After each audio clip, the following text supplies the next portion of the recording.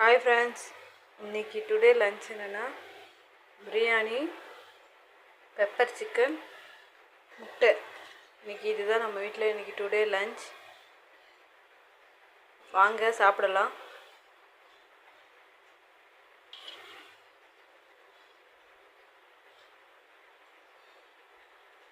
என்னோடய சேனலுக்கு மறக்காமல் லைக் பண்ணுங்கள், ஷேர் பண்ணுங்கள், சப்ஸ்கிரைப் பண்ணுங்கள்.